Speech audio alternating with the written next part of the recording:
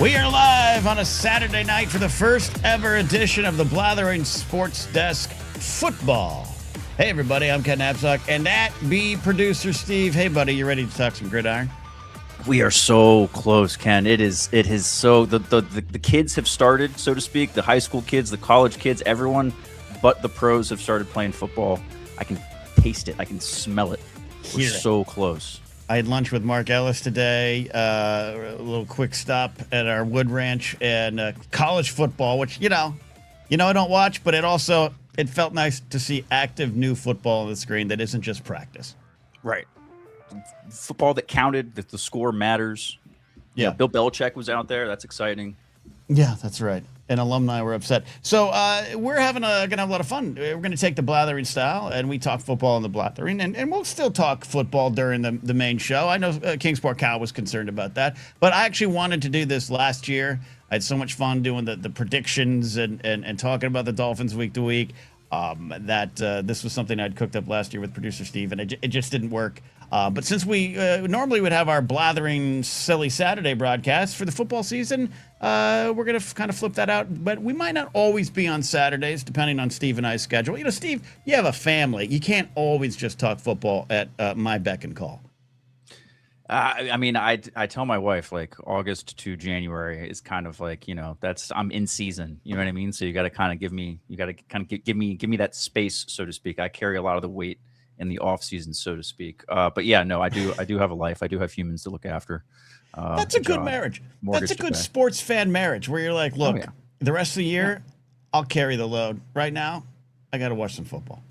I do so many dishes and vacuuming and laundry and all these different honeydew chores I can think of from February through July, like more than I should, because I know I am a lazy sack of shit from 1 to 8 p.m. on every Sunday. Hey, earned. A lot to get to today. And look, Mid-a-Muncher asks a good question, or states, hello, can't wait for all the CFL talk, Elks versus Alouettes in the Grey Cup. You know what?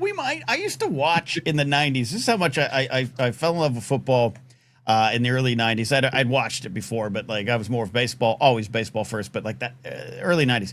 And I craved it so much. Didn't watch that college sports, but I watched Canadian Football League stuff. You had Doug Flutie up there. You had Rocket Ishmael heading up there at one point. Like I wanted 110-yard fields. I liked it. I watched it. Make them go the distance. Don't they also have like the field goal post still in the middle of the end zone, like in the good old days? Don't they do something like that? They had some weird stuff. And they spelled offense and defense in a way that was not correct to my American eyes, but it was fun. So yeah, who knows? Jeez. Who knows? Grey Cup talk might come up in this show. I love it.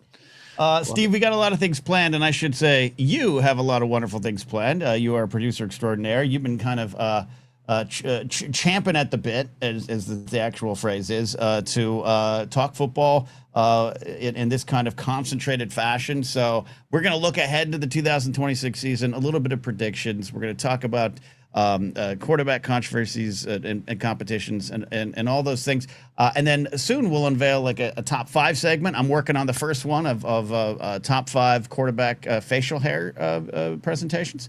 That's going to be in the show going forward. And we'll, of course, take audience questions, super chats, all those things. And I also put a super chat goal. If you have a question, always appreciate it. And you help support the show and the network. But specifically, if you have a super chat at any level and you want to test my 80s and 90s football knowledge, it's a little rusty, but I think I can come up with some answers. And the answer is usually Phil McConkey. Okay. I mean, great. Is he related to Chargers great Lad McConkey? He is not. I looked that up when there's so many. You're telling me there are 2 McConkey houses in NFL lore? That's crazy. Yes. No, I looked it up because, there's so many Nepo babies running around pro sports these days. And there always was, but it's just a little more prevalent. In fact, I saw an Instagram post before I sat down into the studio here that was like, hey, here's some college players who are sons of NFL players. And there was a ton to slide on the Instagram grid. But I was like, I just assumed. Like, I remember when I kind of got back in football a couple years ago and I saw Christian McCaffrey. I'm like, all right, I assumed correctly that was Ed McCaffrey's kid. So Lad McConkey is like, oh, my God, the sire of Phil is here. No, not at all. 2 McConkeys. That's impressive. McConkeys, indeed. James Holmes asked a question I'll get to in a second. Why the love of the Dolphins? Ace Ventura, I assume. Incorrect, but we'll answer that. But, Steve, where are we starting here tonight? So, so we've got a few things. I'll kind of go over the menu. We'll go over kind of the agenda of things we have, and then I think we'll just kind of naturally go into what we're looking at. So I have a few topics. Prepared for this evening. We're going to end things with your Super Bowl prediction, Ken. So that's how we're going to end the show as far as the prepared things. You know what I mean? So we'll do that last. Before that, I'm kind of working our way backwards here. Before that, we'll do division winners. So we'll have you pick the division winner from each division. I have it laid out currently so that you'll see the winner from last year on top in the graphic to make it easy. I think I did that right from memory. We're going to talk about what coaches you think are going to be fired first. So we're going to send a coach to the wall, Ken, and we're going to figure out which one either is stuck there forever in purgatory or if he can somehow make it back. But we have the odds for the first 3 coaches to be fired. We have the quarterback battles going into week 1. So right now the preseason is just now wrapping up. We're getting announcements on who's starting, but you don't know how long that's going to last. So I want to talk a little master and apprentice on quarterbacks. And then we also have the Dolphins schedule. A few weeks ago on the Blathering, you gave a quick fire, I think 7-win prediction for your Dolphins. I think that was the idea. So I'm going to give you one last chance here with now that we're on the football show, the preseason is over. You got to see that drive. Malik Willis, nobody looks like in a Dolphins uniform and moving around and completing passes. We're going to give you one more shot at the schedule here and lock in your official prediction for your Dolphins in the 2026-2027 season. All right. Love it. Let's get to it. You know what? Before we dive in, I will answer James Holmes' question since you're talking about the Dolphins.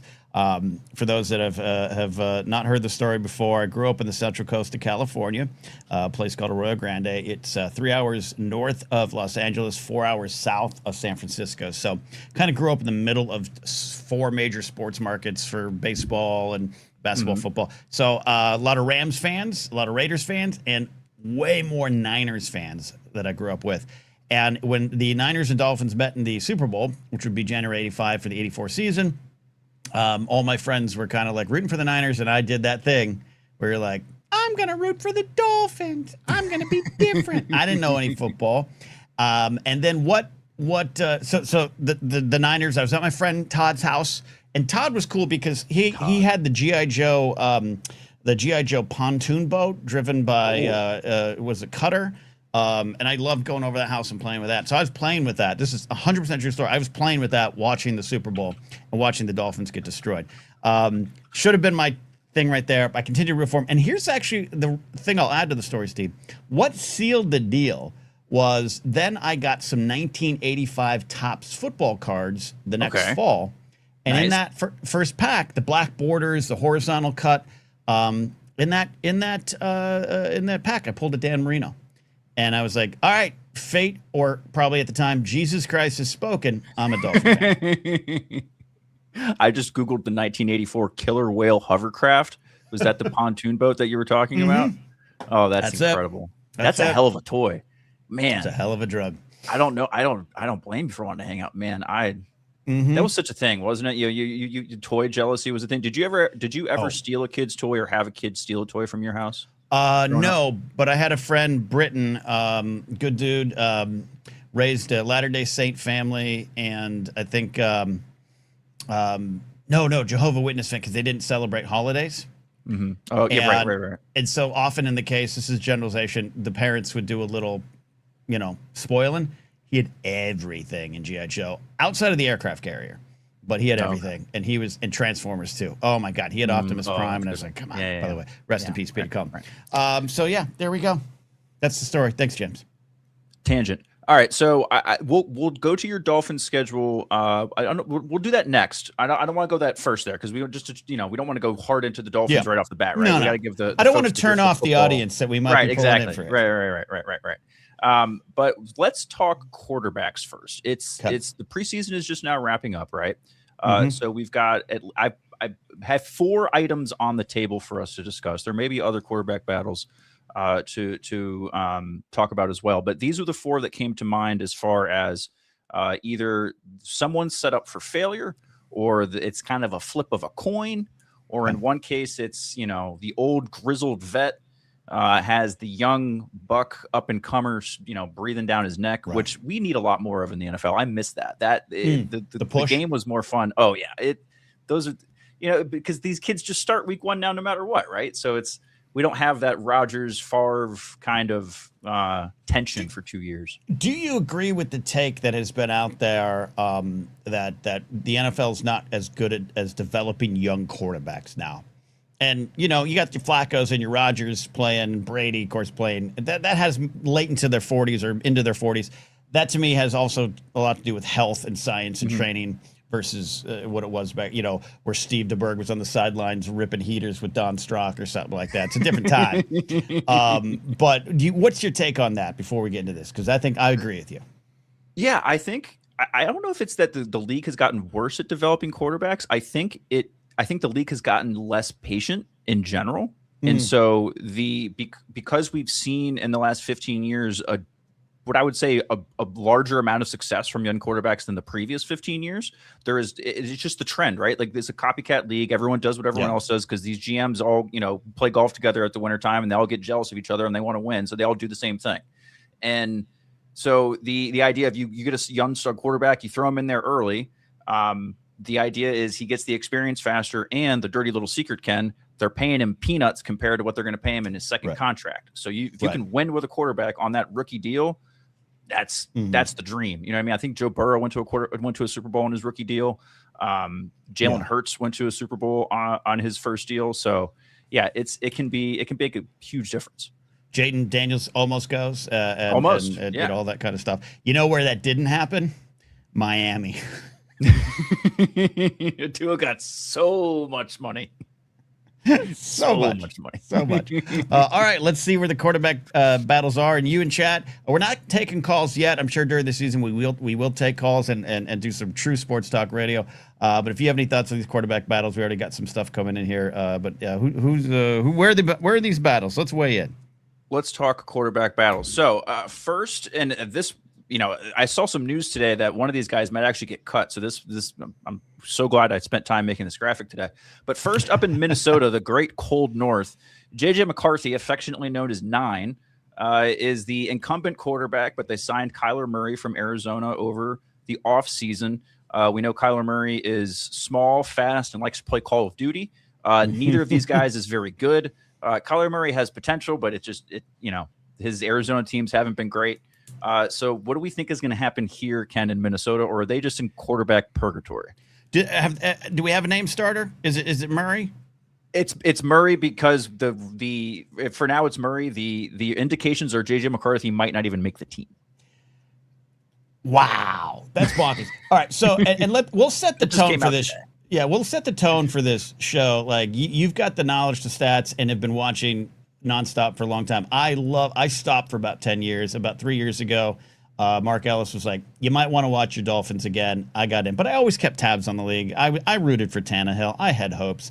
But what the dynamic of the show is, Steve's got a little more facts. He's got a little more stats, and I'm all guts and heart. I feel the game, right?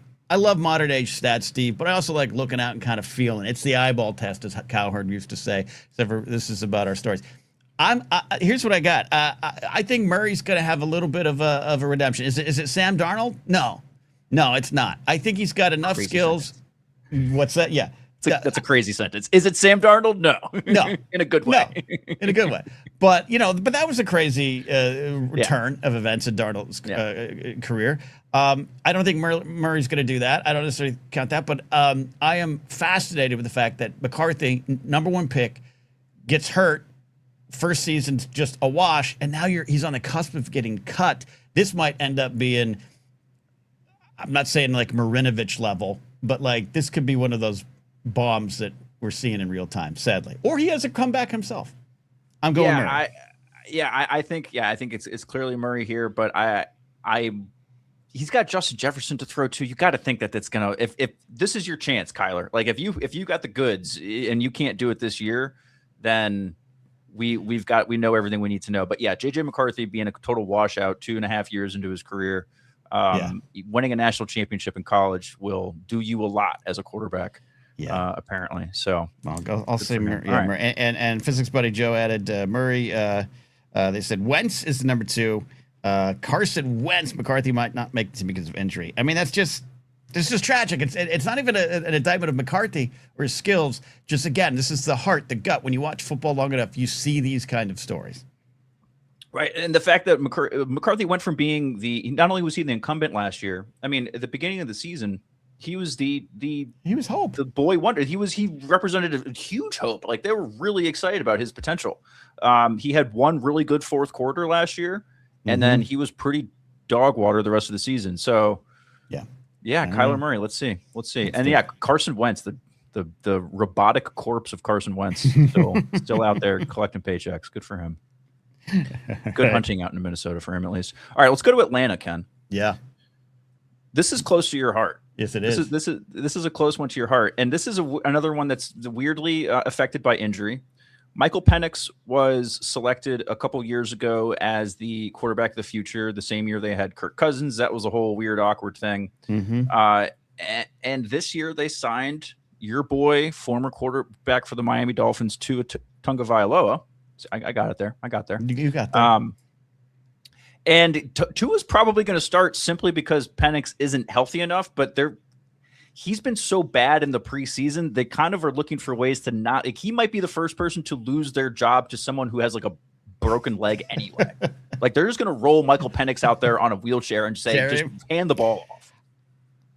Look, what do you think about it before I go on a tangent? I think I want to see Penix. First of all, I don't trust left-handed quarterbacks, so I can't believe that this team has 2 of them. Like I think the Atlanta Falcons are absolutely cursed. That's just one of my big biases, Ken. Never get a left-handed quarterback. I put up with it with Vic on the Eagles for a while because he can run like 100 miles an hour. But no, I don't like left-handed quarterbacks. So both of these guys are. So I think you're doomed for failure either way. I think at least with Penix, you have that unknown factor that there might be some potential. There's some untapped potential if we just kind of find the right play style and build the right chemistry with the right players. But the good news for those guys is they have Bijan Robinson, who can make them both look way better than they actually are. Sure. So I think I'm hoping it's Penix, but I think we're going to unfortunately see Tua for somewhere in those first 3 weeks if Penix isn't healthy enough. You were going to see a few years from now when the NFL YouTube channel releases another of their series that I've been enjoying, the every quarterback that started in team history videos. And at the end, they throw in a super cut of quarterbacks they don't cover. And it's like, oh, my God, so-and-so was there. Right. You're going to have clips of Tua. Oh, my God, that's right. Remember he was on the Falcons? I actually want to say, as a Dolphin fan, I have a soft spot for Tua. He had one spectacular season. I think he had a lot of skills. I think if he had never been hurt, not just in the 2024 season, but even early on in his career, or even coming out of college, I think it could have been different. I still like Mike McDaniel. I still think he was a bum deal all around. But watching Tua give way to Quinn Ewers, who was traded today, by the way, the Jaguars, it was painful. It was not. It was psychological. It was physical. It was everything. I hope he recovers. He's going to get a couple starts. Here's my prediction. I think it should be Penix when he's healthy. Here's my prediction, Steve. A year from now, these 2 guys will not be on the Falcons. That's my prediction. Okay, Can I raise your question with another question, Ken? Please. A year from now, will both of these guys still be in the NFL? Penix will. I think Tua is going to quietly slip away. He might. I would think he will be there next year, but there's a chance Tua could be gone. Like if anyone, I agree with you. There's a chance by week 10 he's in Carolina.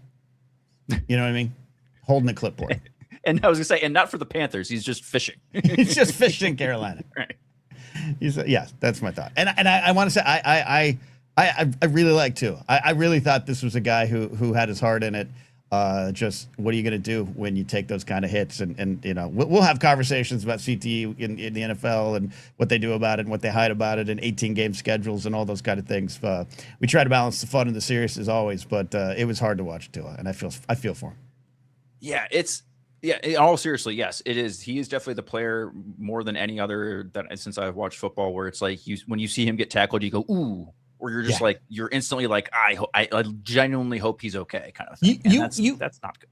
You had to design an offense by the end that was counterintuitive to anything McDaniel Blvd did, where you had to assume the quarterback had to take the snap and not move. Right. Like, it was, and I hope he's better right now. And I've seen some of the clips from training camp or from the preseason games, and it don't look good for Tua. But there you go. All right, my choice. So Penix should be it. Penix but it is. A year from now, we'll be talking about Kirk Cousins returning. Yeah, probably. the prodigal son comes home to his 5th franchise. Speaking of Kirk Cousins, let's go to Las Vegas, Ken, where we have. Did you just bless me? I bless, Kirk Cousins. We got every time we speak of Kirk okay. Cousins, you got to. Where the Raiders had the first overall pick. They picked national champion from Indiana, Fernando Mendoza. And they also signed Kirk Cousins in the offseason to be the savvy vet, the person to bring that presence in the locker room that can hopefully teach Mendoza a thing or two. And it looks like Cousins will be starting to start the season at least. I think I saw one of the coaches say like Mendoza needs like 3 more preseason games. They don't have anymore, so I don't really know what that means. But I think year? I think it's 4 weeks tops before we see Mendoza. Yeah, physics buddy Joe in chat says Cousins last over under 4 weeks. I think that's the number to put it at. I'm gonna take the under. I think the Dolphins beat the Raiders week 1. I think Cousins starts looking that kind of befuddled, and then remember Cousins, and I don't disagree with it emotionally, but he takes Tuesdays off to walk with his wife and take the kids to school. And Mendoza's a machine. I already saw some stuff where it's like coaches are like this guy has all the plays. Why? 4 weeks is almost long. I think that's the number. I take the under at 3. Starts with Cousins. Mendoza's starting by week 4 or 5. All right. For the sake of the argument, I'm gonna say Cousins makes it to week 6 by just like grace of God. I don't know. Maybe Fernando Mendoza like slips an ankle in practice or something like that. But I'll give Cousins 6 weeks. I like that there. Will McLean says Cousins is the bridge quarterback for Mendoza until midseason. Cousins being bad. There you go. Exactly. All right, final one. Exactly. Final one. We're going to Cleveland, Ken. And I'm sorry. I apologize in advance because nobody wants to go to Cleveland. But we're going to talk about an interesting little menage quarterback situation here between Deshaun Watson, Shedeur Sanders, and Dylan Gabriel. Deshaun Watson was, I can only say, reluctantly named the starter last week and then immediately trashed the fans of the team in which he was named the starter, apparently blaming them for booing him for, being a terrible person. And, Shedeur Sanders and Dylan Gabriel are both, vying for that second spot. Dylan Gabriel was lighting it up in the preseason. He honestly looks like the best quarterback of all 3 of these guys. But Deshaun Watson, who recently, when he joined the Browns, was on the largest contract in the history of NFL football. And he has been one of the worst quarterbacks in the league ever since. So that, not only is that the worst contract ever, arguably the worst trade ever, 2 years later, we're still doing this basically. The Browns haven't learned their lesson, and they're going to trot him out there week 1. I think they almost have to, right? New coach, new hopes, I guess. So Watson's the starter now. He shouldn't even be in the league because of who he is as a person, but it's hard to factor that in because a lot of these players are in that category, I think. No, I take it back. A lot of them are good. Here's my prediction, Steve. All 3 of these quarterbacks will get at least 3 starts this season. At least 3 starts. Okay. I like that. I like that. Who do you think starts at the end of this? And I don't mean like weeks, like who is the starter at the end of the year, assuming all 3 are healthy? I think Watson's out by week 5 or 6. Gabriel comes in and gets a little bit of life. Because it's Cleveland, he probably nicks his toe coming out of the shower. Sanders comes in, flashes, some good flashes. He's got talent. He's got a good lineage, right? But I think the season ends with Gabriel returning for a final game, and you're like, we got hope for next year. You don't, Cleveland. No, you don't. You don't. Yeah, they got Myles Garrett left. Nothing looks good in Cleveland. James Holm asks, what's wrong with Cleveland? It's just a thing. Like even God hates Cleveland. It's just, yeah. It's Cleveland is one of those great American cities that had a lot of industry for reasons that might not even have to do with Cleveland. It collapses, and then at one point, like the lake in Cleveland caught on fire, and that's something people always point to as like. Whew. And a lot of friends I know. My roommate for years lived in Cleveland. He was a DJ there. He's actually in the Rock and Roll Hall of Fame as a DJ. And loved Cleveland, and then it had a big resurgence in the 90s around the time the baseball team was getting up. It was the town, the city was really rocking, and then it just collapsed again. It's sad. It's tragic.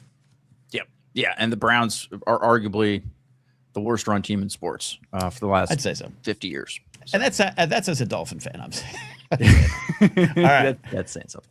Right. So those are your quarterback battles, Ken, the little master and apprentice. And I will get into this at a future one, but I really think here at the end of the day, the people really pulling the strings here is the head coach, right? Because the rule of two, it's the head coach and the quarterback, not really quarterback one and quarterback two. So the head coach is the one kind of deciding who his apprentice is going to be, and then we kind of go from there. So we'll see how these guys shake out. But I really wish we had more exciting quarterback battles going into the season.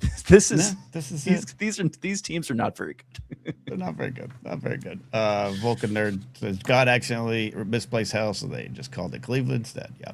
There's a great viral video from early YouTube days that's like a theme song about Cleveland, and it's pretty hilarious about how bad it is. I've never stepped foot in this town, but my roommate and his best friend made me watch it. They're both from Cleveland, and the song ends with, "At least we're not Detroit.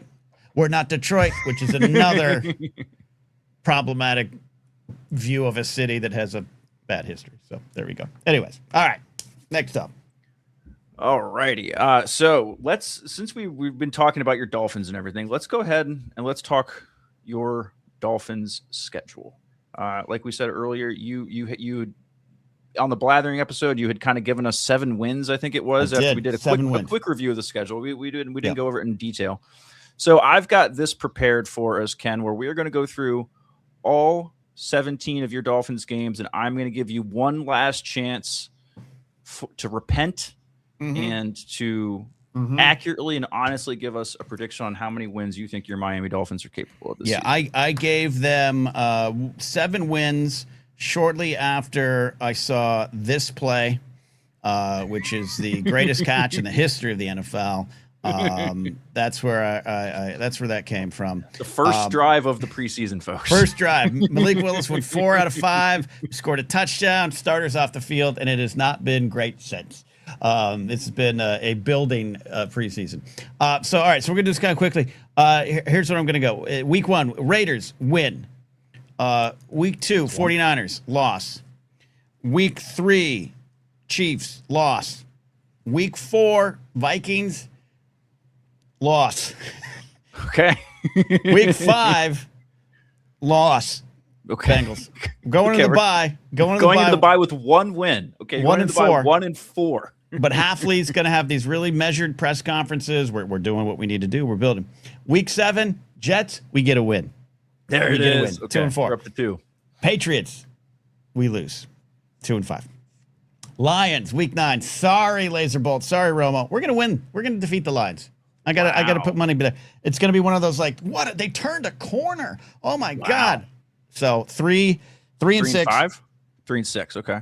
Well, no, you're right. 3 and 5. Yeah, 3 and 6 is a bye. 3 and 5. Week 10, Colts. That's gonna be a loss. Week 11, Bills. That's gonna be a loss. Week 12, Jets. Oh, that's going to be a win. There we go. Everyone loves playing the Jets. We're going to sweep the Jets. So 4 wins. Week 13, at Denver. Oh, our player's going to be gasping for air. Bo Nix is going to throw 5 touchdowns. We're going to lose. Week 14, Chicago. In Chicago, in the winter. No, at home. At home. No, at home. Yeah. Okay. Sorry, PLD. Sorry, my Bears fan. We're going to win because the Bears are going to come down to Miami and they're going to be sucking wind. That's going to be, what is that, our 5th win? That's your 5th win. Okay. At Green Bay, we're going to lose. Yep. At the Bolts, or no, home with the Bolts. The Bolts. Yep. We're going to lose. Okay. Home against the Bills, we're going to lose. Mm-hmm. But here's the thing: we always play the Patriots good 1 game a year, kind of our tradition. We're going to win out on the 18th. We're gonna on the 18th week. We're gonna go to our 6th win. So I've subtracted 1 win from the team.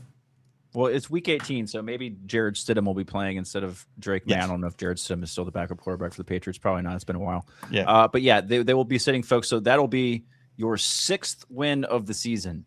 6 wins, Ken, for your Miami Dolphins. Still saying 6. Will McClain says they split with the Jets, might get the Raiders. That's it. He's saying 2 wins. He's saying 2 wins. And Laserball defends his Lions as he should. There you go. Yeah, JMB's with me. Pats will sit their starters, and the Finns will win. Yeah, there you go. Hey, you know what? Honestly, if the Bills run away with things, maybe Josh Allen gets 2 weeks off. You know what I mean? Maybe maybe there's your 7th win. Who knows? Yeah, maybe week 17, he's on a little mini vacation with Haley Steinfeld and their kid, and he doesn't even show up. There you go. All right. Yeah.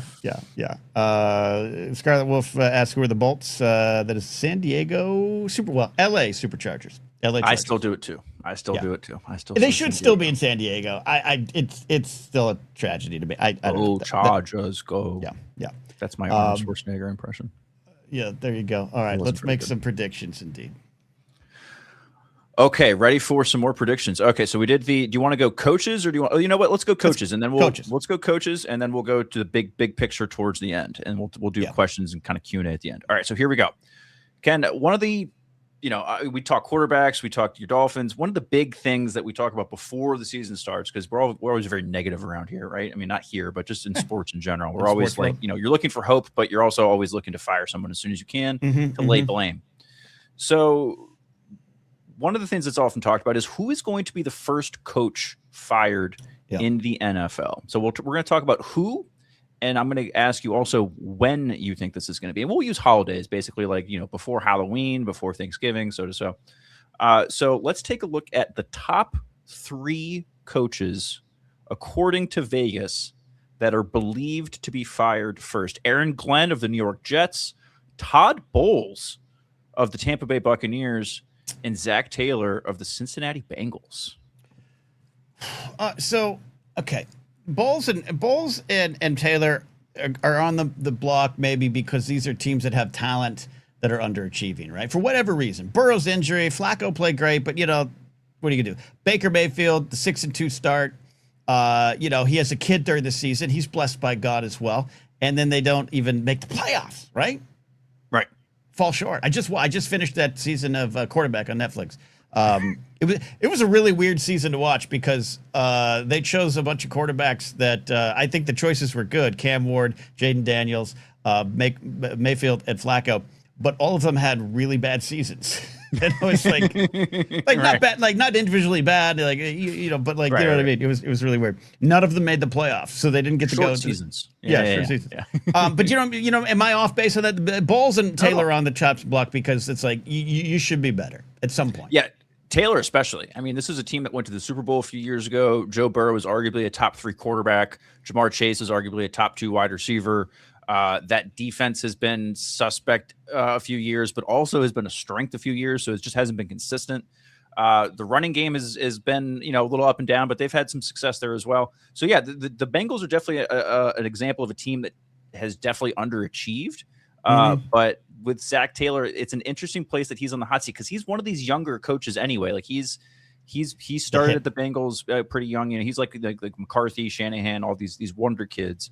So if he does get fired, he will get scooped up, I think, pretty quickly by one of these bad teams. So I guess this is first fired during the season, and based on that, here's what I'm going to predict. Todd Bowles. Here's how I see it. The Jets are historically poorly run franchises as well. The whole Aaron Rodgers debacle, getting their coach fired and all that stuff. Aaron Glenn was a great player to watch. I'm rooting for him. I think he has a little staying power, right? We've beaten up on the Jets a little bit here, but he has a little staying power.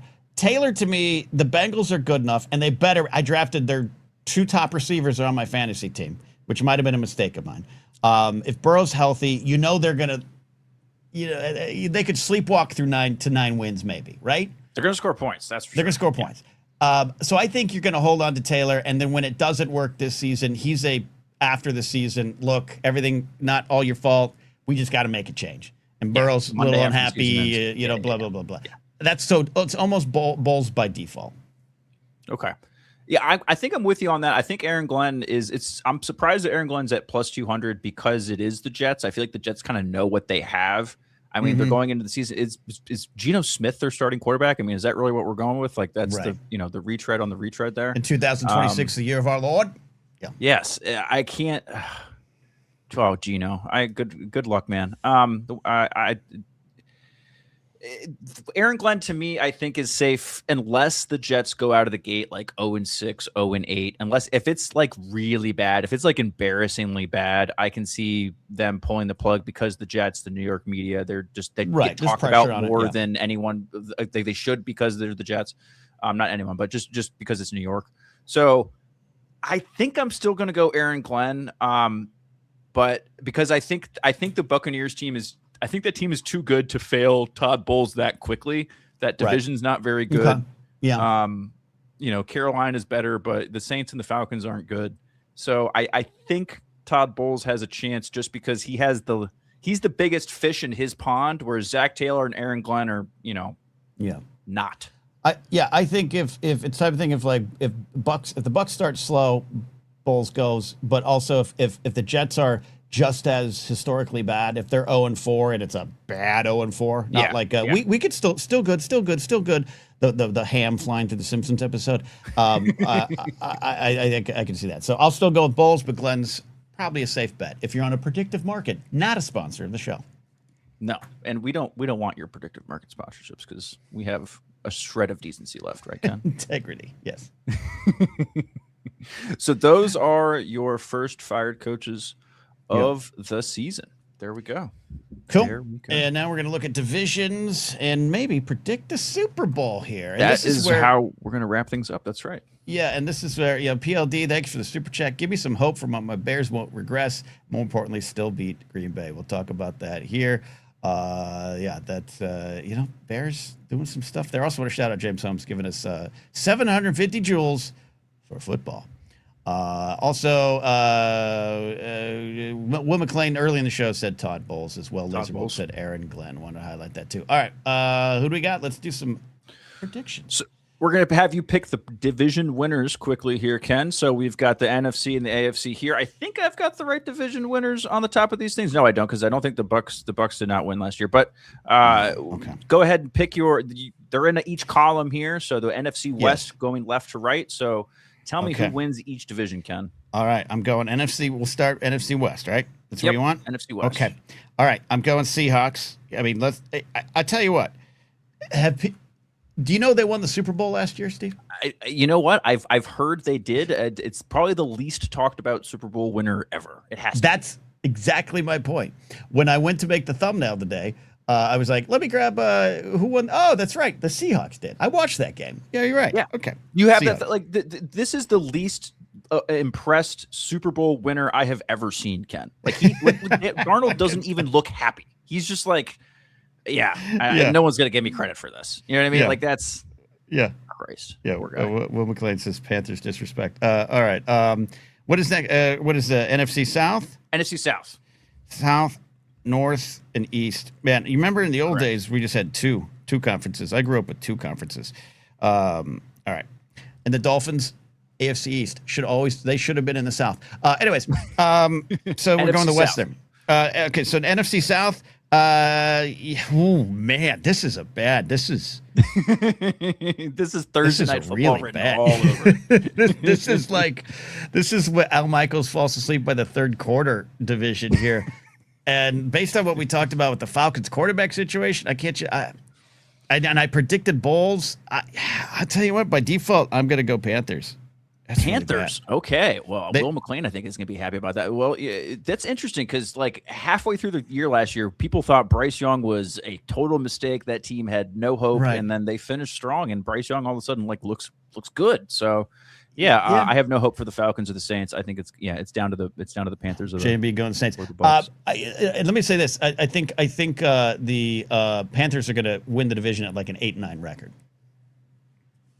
Yeah, no, it's going to be it's not going to be pretty. It's definitely not going to be pretty. 8-9. Damn, we have another losing team going. All right, NFC North, Ken. NFC North. Man, on the flip side, this is, I think, a good division. I like all the teams we got going. Al here. Michaels is not falling asleep during this division. Did He's you hear not. him talk about Lake Erie yesterday, by the way? Did you did. hear that whole bit? Oh, that was so funny. And I like, because he came out, he basically, it was the anti-Trump stuff, and he's always been on the cusp. I think he's old school Republican. Yeah, he's a Reagan Republican for sure. Yeah. I was happy to see Michaels choose the. He still hangs out with the Miracle on Ice team and the Red Hats, but all right, PLD. I would love. I don't think the Bears are going to regress. I think you're a wild card team. I like what the Packers can do. So hard. The Vikings, I think, with their quarterback situation, it's hard to put some faith in them. The Lions are my second favorite football team behind the Dolphins because of Barry Sanders, my love for him. I'm going Lions. And Laserbolt says Lions are in monster mode this season. We also have an easy schedule. I love this. They regress. They did that regression thing after their great run under Campbell early on. I'm going Lions. Okay, so we know the Vikings. Okay, then I'm going to put you on the hot seat here. We know the Vikings are going to go fourth. Give me the NFC North 1, 2, 3. Lions 1. Who's 2 and 3 between Green Bay and Chicago? Lions, Bears, Packers, Vikings. Lions, Bears, Packers, Vikings. Got it. Oh my! Okay. I think you're going to say "oh my" when you do that. You have to say "oh my" at the end. Yeah. Okay. And that might be, again, the wild, like all three of those teams at the top of the NFC North might make the playoffs still. Like that's the way the NFC is set up if the NFC West is a bust. So, all right. Yeah. All right. To round out the NFC East, be very careful here, my friend. Yeah. Look, I talked to Mark Ellis today. I said, give me the scoop on the Commanders. What are the commies doing? I like Jaden Daniels. I like his mom. I like the number 5. Like, where are we going? And Ellis took a big swig of his iced tea. It was like, that offensive line is a big woof right now. But if the offensive line comes through, we're a 10-win team, maybe 11, wild card. Jesus. Wild card. So that's my inside tip from a Washington Commander fan. That means I'm still going Eagles. We can be friends, Steve. Eagles. Yeah, I don't know why. It to me feels like you're maybe you're not biased, maybe you're too biased. But it seems sometimes that people will overlook the Eagles and Jalen Hurts and Barkley and the players they got. This is still a good roster. This is a great roster. I am actually worried about the wide receivers. I think Devontae Smith is one strong breeze from being broken in half. Yeah. Mekhi Lemon, their rookie wide receiver, is really, really good, but unproven. But if they can run the ball between the offensive line and Hurts and Barkley, they can absolutely be a contender. Hurts is the most criticized Super Bowl MVP in the history of football. Yeah, I mean, at least in the modern era, like in the last 30 years, 40 years. Yeah. Like, I was gonna say, dude outplayed Patrick Mahomes in 2 Super Bowls. Okay, 2. He outplayed him in 2 Super Bowls. He only won one of them, but he outplayed Mahomes in 2 Super Bowls. He's almost the Eli Manning of his current generation. He makes I will take Jalen Hurts over Eli Manning any day of the week. Get out of here. Yeah, I agree. I agree with you. But I watched Eli beat the Patriots twice. You know what I mean? Yeah. No, I hear you. Yeah. And I was Eli one Manning, of the people that made fun of it. I was like, "I'm Eli Manning." Like that's the, All right. But I'm going to Eagles. Look, Cowboys.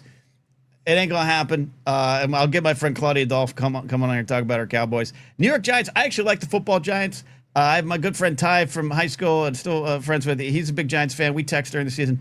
But I can't support Jackson Dart right now. Sorry, I do take politics into sports sometimes, and I cannot support Jackson Dart. So even with his Anakin Skywalker eye black, Ken, you haven't seen that little ESPN story they did with him on Sunday Night Countdown. He was Revenge of the Sith is my favorite movie. I did see that. He missed the point of it. He missed the point, especially that movie, which Lucas quotes George Bush as the villain. Jackson Dart missed the point of that movie, but at least he doesn't have crosses with the eye black. It's his favorite movie, though. Tua and Malik Willis. All right, AFC. Here we go. AFC. We'll start with your. We're going to still go left to right. Let's start with your Dolphins division, the AFC East. Ken, who wins your division? You're not doing it with 6 wins. Mathematically impossible, I think. Why can't we have the turnaround that the Patriots had? Why can't we do that? Well, you have no faith in us? Talent, Ken. Mostly talent. Patriots had a good run. I actively hate the Patriots. I actively don't like the Bills because of the early 90s. But I got to tell you, I think the Bills this year. If it's not the Bills, this is the year. This is the most pressure year for Josh Allen. I think this is the year Josh Allen has to win the Super. I mean, Sam Darnold just won the Super Bowl. You know what I mean? Yes. So if Josh Arnold, Lamar Jackson, I think are the two dudes who have the most pressure on them to win the Super Bowl this year. Josh Allen probably number one because people consider him to be the best player in the league. Yeah, but I'm going Bills. I'm saying up to 13 wins. Yeah, up to 13. All right. Wins. Speaking of Lamar Jackson, let's go to the AFC North division. And who do you have here? This is always a rock fight. I mean, other than the Browns. It is. Other than the Browns. So we got a three-way dance. I think the Bengals are going to rebound a little bit. Steelers, look, man, I have a lot of Steeler fans in my life. A lot of Josh, my friend Joe. We got Jared, the Dark Jedi here. And all of them are conflicted. None of them want to root for Aaron Rodgers. Like, it's been really tough. Yeah. I know big coaching change in Baltimore. That's supposedly what Lamar Jackson wanted. I drafted Lamar Jackson third round as my quarterback. I got to be a little bit of a Ravens fan this season. I'm going Ravens. Okay, Ravens, and I think that's a good call with Lamar Jackson having a bounce back year. Derrick Henry's probably you probably got one or two more really good years out of Derrick Henry here. So use them up while you can. The Steelers also coaching change there. Mike McCarthy, him and Aaron Rodgers were kindling an old flame there. We'll see how that goes. Mike McCarthy's a Pittsburgh guy. So again, that division is always a rock fight. This is one of those divisions like the NFC North where you could see 2 to 3 of these teams make the playoffs via the wild card. So yeah, I mean, I think I'm with you. I think I'm gonna be pulling for the Steelers here. But I think you're right in that the Ravens probably have the best chance to win that division, even with the new coach. All right, let's go to the other division that represents Thursday Night Football, the AFC South, Ken. Okay. I also drafted Derrick Henry. Whew, man, I really went in on the Ravens this year tonight. South Jaguars with their new guy Quinn Ewers is probably backup quarterback there. Oh yeah, I mean they got Trevor Lawrence, sunshine. Yeah, Texans, the Colts. Titans going to step forward a little bit. I do like Cam Ward. I like the Indianapolis Colts owner. I like her on the sidelines. Maybe a little less this season. Maybe a little less. I'm doing this for my friends in Houston, including Nick Mundy. I'm going Texans. Okay, going Texans. CJ Stroud bounce back year. They've got some weapons there. They've got some defensive pieces. So we will see if Houston can do it. I mean, I think this is a fight between Houston and Jacksonville. I'm excited for Tennessee. I want Tennessee to do well because I like that they changed up their color scheme and went to the Oilers color scheme with the Titans branding. I think that's a nice little knife in the gut to the Texans and the old Houston fans. I like that. Yeah, and I also drafted David Montgomery, now Houston running back. So I have to root for the Texans a little bit there too. And the other thing, and Jambi brings up a good point in the chat. The Colts, like we totally overlook the Colts and forget that them and Daniel Jones were like 8-0 or 8-1 or something crazy like that before he got hurt, and they were overachieving big time. I just have absolutely zero faith in Daniel Jones. Okay. So I liked their run even when they started the season beating the Dolphins. I like stories like Daniel Jones. I like even stories like Baker Mayfield, like almost on the outs and they come back. I enjoy those stories. Daniel Jones looks like he's dressing up as Eli Manning for Halloween. It does. I'm Eli Manning. I dressed it. They have the same sleeves. Yes. Here's the thing. This is one of those I've watched football 40 years kind of things that I can't base on any stats. I look at a story like Daniel Jones. I look at his comeback. I look at this great season, and then I look at the injury. And that to me is a little bit of a curse. I hope not. I never root for injuries. I never, unless it's Aaron Rodgers. I think Jones had that comeback peak. Sadly, that's my gut reaction. Okay. All right. Poor Jones. Well, again, one day we're going to I want to keep an eye on, is it Julie Irsay? Is that her name? What is it? Oh God, we forgot. Huh? We talked about her like every week last year. We did. We talked about her a lot last year. It was just, Carly Irsay Gordon. Carly, or there it is, Carly. How could we forget about Carly? And I'm not being cynical either. I thought what she did and the ownership, taking the ownership from her late father, like, and she had other people and her sisters with her, but like, I liked I'm going to learn this. I'm here. I'm in it. I thought it was forward facing and good. It's better than Darlene Graham. I'll take it. Let's go to the AFC West, Ken. Woo! The AFC West, another bit of a rock fight here, except for maybe the team at the bottom. Who do you have winning out of this division? What if I just said the Raiders? No. I put on the thumbnail. Mahomes coming back. I love to root against Mahomes. He is great to watch when he's going. Then you got the Bolts with McDaniel's offensive coordinator. I forget, right? He's out there. McDaniel's, yes, he is the new offensive coordinator in San Diego, and can LA, find yes. somebody who talks about you the way Justin Herbert's coaches talk about him. Because John Harbaugh and Mike McDaniel talk about, they love him more than my father loves me. I'm 100% sure of that. And my father loves me.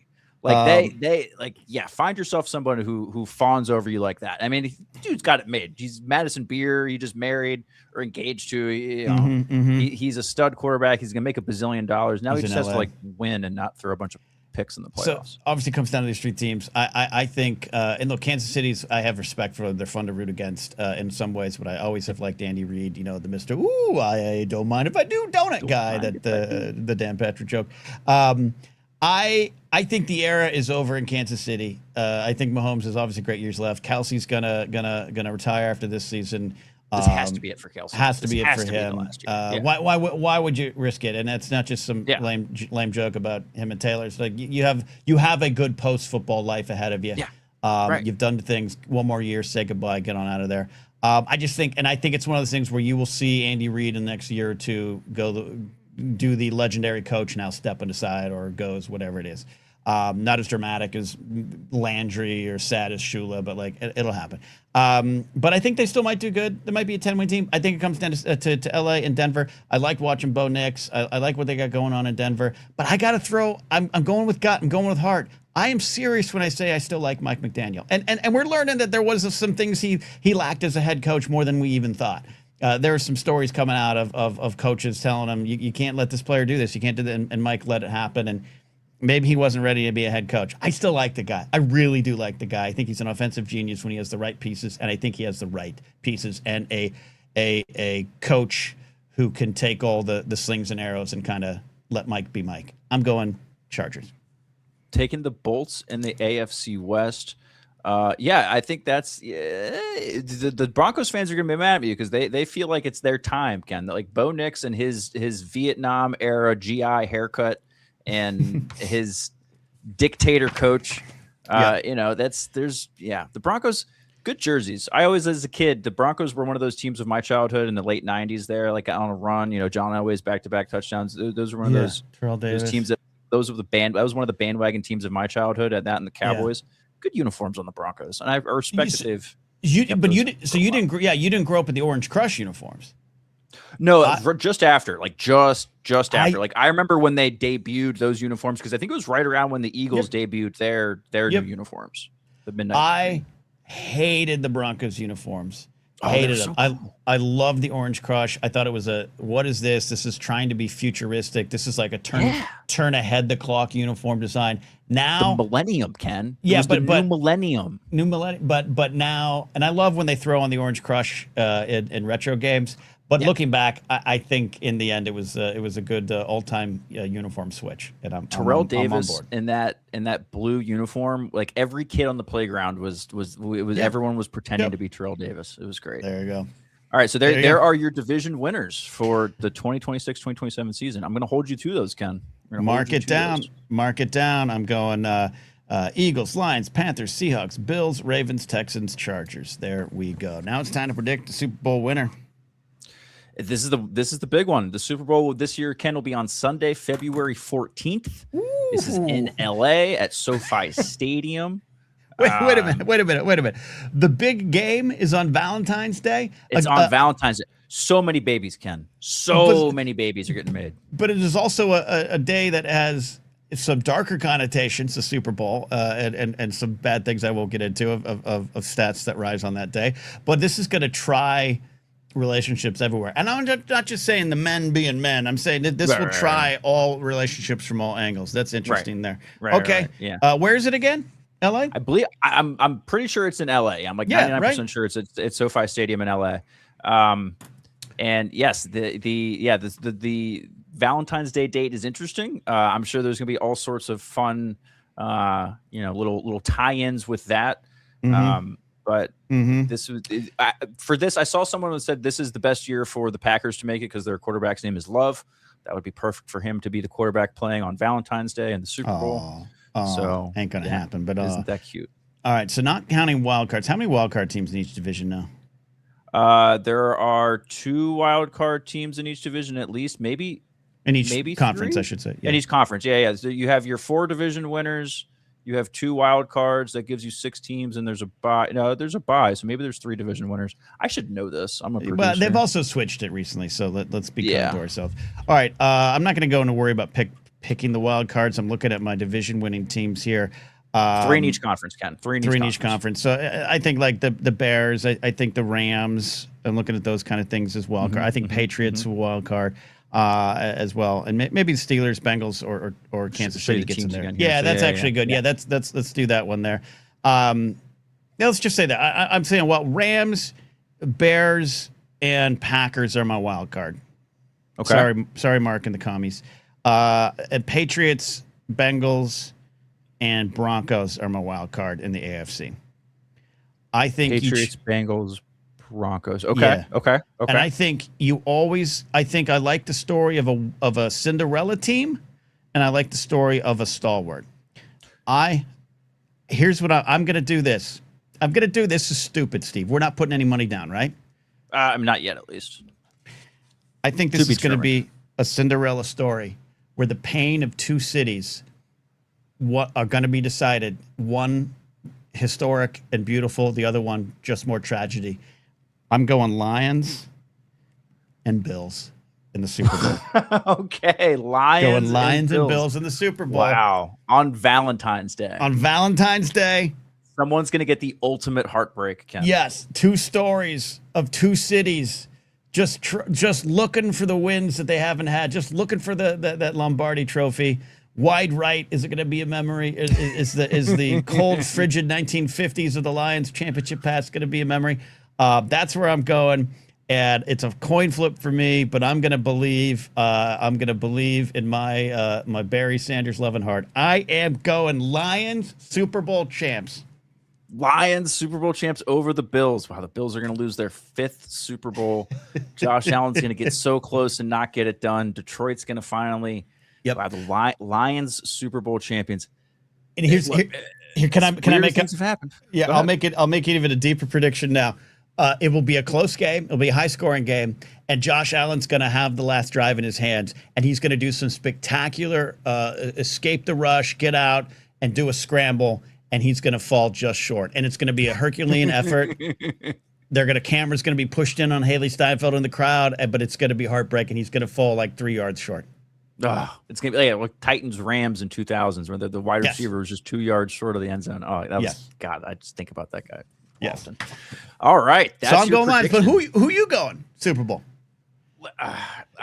Okay, I'm gonna try to not sound like too much of a homer here, but I think there are some holes in the NFC this year. I think with a new coach, my Eagles have a path. I think the schedule for them is easier than it should be.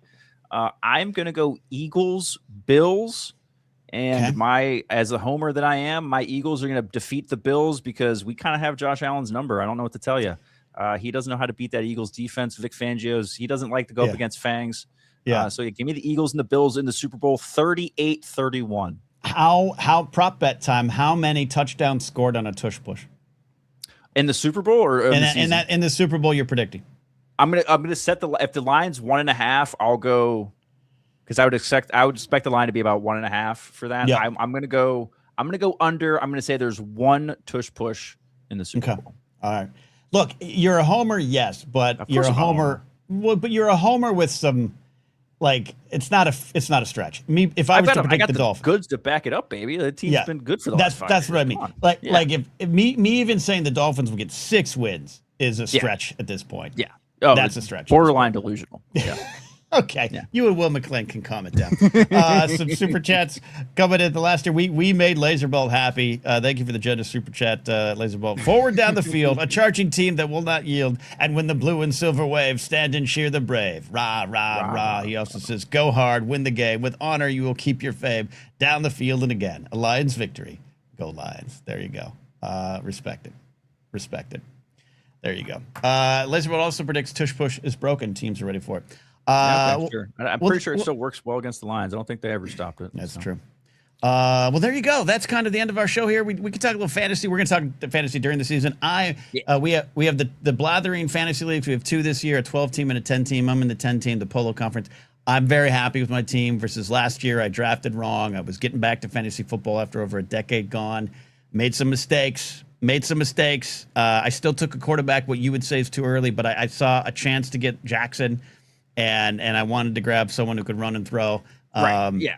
So he's one of those guys it's okay to take early. Jackson, Hurts, Josh Allen, you can take those guys. Drake May, sneaky. You can take those dudes in the first 5 rounds, and it's not good. So there you go. I'm happy with my team. You happy with your team? I'm not super happy with my team, to be honest. We'll see. I took Mahomes as my quarterback, thinking he's going to be healthy early. Baker is my backup as a bridge. But yeah, I don't know if I'm a super strong team this year. Let me put this out to the live audience here.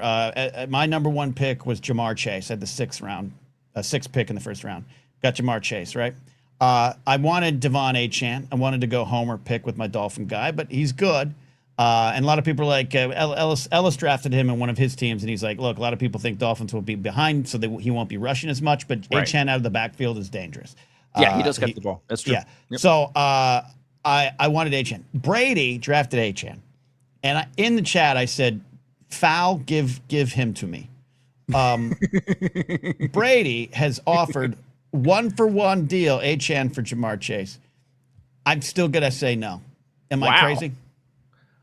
No. Jamar Chase is a blue chip fantasy player, so that's a preference thing. I mean, that is a where were you in the draft, and you pick one or the other. I would probably rather have Chase than Achane for the exact reason you said, because you're going to really be hoping that Achane gets that backfield utility, getting the swing passes, the screens, catching balls, especially because we're in a PPR league, so there is that extra juice for catching the ball.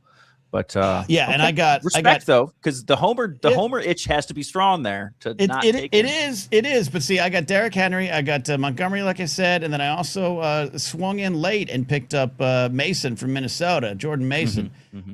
So and it's also, we have a little bit of a deeper free agency pool this year. So I am going to pull back. Brady, I'm publicly denying your trade offer. Wow, how's it feel, Brady? What's rejection taste like? All right. There you go. All right, that's our first edition of the Blathering Sportsdesk Football, and we'll be back next week. I am out of town. I'm in Dragon Con in Atlanta, so at least I'll be gone. Steve might get a little wild hair and do his own episode. He has the keys to the castle. We'll see, but we'll be here every week, a Friday or Saturday broadcast in place of the Blathering weekend editions, the normal show. It's going to be a lot of fun. We'll have guests, call-ins. I got a lot of people excited to talk football around me in my life and here in chat as well. So, Steve, I want to thank you publicly for not only making this great, but coming up with some great ideas, putting the research, putting the time in. This happens only because of you, buddy. So we're going to have some fun this season. We're going to have so much fun. And thank you. Appreciate it. Thank you, everyone, for hanging out with us live and the chat and everything. And I love hearing give us the questions, give us the takes, give me all of that. We love that stuff. This is the dream, man. Sports radio. Just as we imagined it. So there it is. All right, we'll see you next time here on the Blathering Sports Desk. Bye.